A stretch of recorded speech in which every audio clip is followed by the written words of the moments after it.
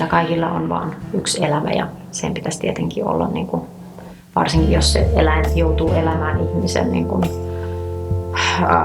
kanssa, niin se pitäisi muotoilla sille, että se elämä olisi mahdollisen niin kuin mieleisä ja mielukas.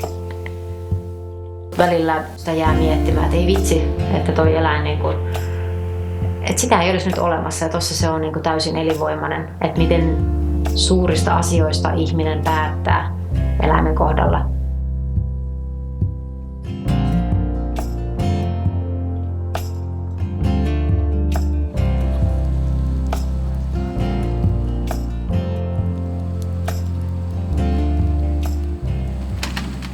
Eli mä oon Pia Anttonen ja olen perustanut tämän eläinsuojelukeskus Tuulispään 2012 joulukuussa. Alun perin ajatus oli se, että niin kun täyttää sen unelman, että saisi oman hevosen omaan pihaan. Mutta sitten oikeastaan kun se ensimmäinen hevonen sitten tuli, niin sitten alkoi niin kun ajatukset muuttumaan aika paljonkin sen suhteen, mitä tältä paikalta haluaa. Tai rupesi sitä omaa eläinsuhdettaan miettimään sen hevosen kautta. Aloin itse just silloin 2012 vegaaniksi ja se oikeastaan myös johti sit siihen päätökseen, että ei halukaan ottaa muita eläimiä tänne kuin vaan semmoisia, millä ei ole paikkaa mennä ja on niin kuin mahdollisesti niin kuin kuolemaan tuomittuja, että hengenlähtö olisi muuten edessä.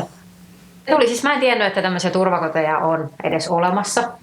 Ja tänne oli tosiaan alkanut pikkuhiljaa tulemaan semmoisia eläimiä, millä ei ollut paikkaa. Ja sitten mä satuin ihan sattumalta netissä törmäämään sitten tämmöiseen turvakotiin, joka niin kun, se oli Kanadassa toimiva turvakoti. Ja sitten niin kun mulle valaistui silleen, että niillä oli suunnilleen sen verran eläimiä, mitä täällä on tällä hetkellä. Ja sitten ne järjesti just avoimia ovia siellä tilalla ja puhui niin kun veganismin puolesta. Ja niin kun ylipäätänsä nosti sitä eläimen yksilöarvoa ja halusi tuoda niin kun uusia ajatuksia ihmisille.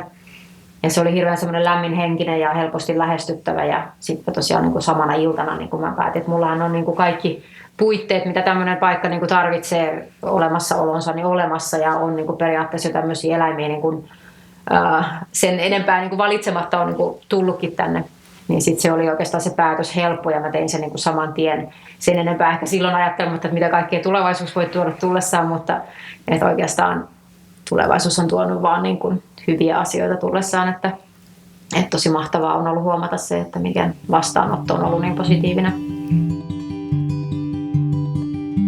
No, jos tavallaan haluaa täyttää sen heinälaarin, niin kyllä 8 kassia on semmoinen aika hyvä, että pyritään siihen, että se ei just tule yli äyräiden, ettei niin paljon se menisi hukkaan. Jos se tippuu maahan, niin sitten ne ei enää syö sitä mielellään. No ensin hoidetaan noi sisällä asuvat eläimet, eli koirat ja kissat ja tämmöinen hamsteri. Ja sen jälkeen sitten lähdetään ulos hommiin, eli aamulla saa ruokaa ne, ketkä niin kun aamuruokintaa kaipaavat. Ja katsotaan, että kaikki on niin kun yön jäljiltä ok ja täytetään vedet ja tälleen, mitä on tämmöiset perusrutiinit. Ja sitten sen jälkeen aletaan siivoamaan, eli kaikki eläintilat siivotaan kerran päivässä. Pihatot siivotaan meillä 2 kertaa ihan sen takia, että halutaan pitää ne niin kuin puhtaina makualostona, että varsinkin naudoilla, niin se on, koska ne makoilee kuitenkin paljon enemmän kuin esimerkiksi hevoset, niin että se on kiva, että niiden ei tarvitse siinä omassa kakassaan maata, vaan on puhtaat pahnat. Ja sitten siivoamisen jälkeen se on kuitenkin, se kestää useamman tunnin riippuen vähän, että kuinka paljon porukkaa on. Ja sitten tehdään ruuat valmiiksi, eli eläimet saa kerran päivässä sitten kivennäiset ja rehut ja muut tämmöiset.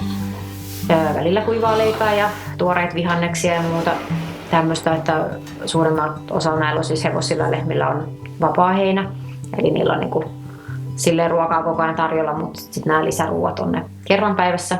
Ja siinä on myös se oma rutiininsa ja rumpansa siinä ruokinnassa.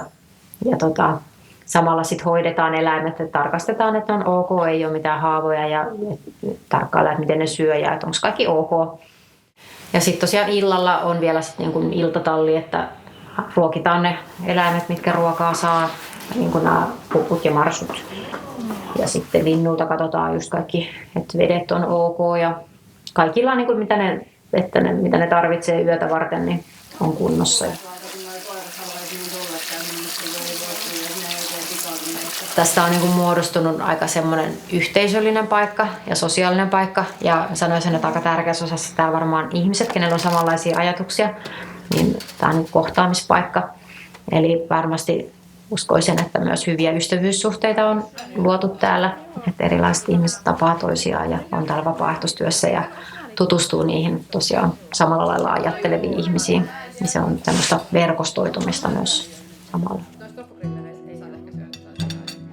Muistan semmoisen ihan yksittäisen Oikeutta eläimille -yhdistyksen postauksen Facebookissa, jossa heillä oli joku tämmöinen, että mikään eläin ei kuulu häkkiin. Siinä oli kanin kuva ja mulla oli itsellä silloin siis kaneja ja ne sai olla myös talossa vapaana, mutta kuitenkin pääasiassa periaatteessa niiden koti oli se häkki.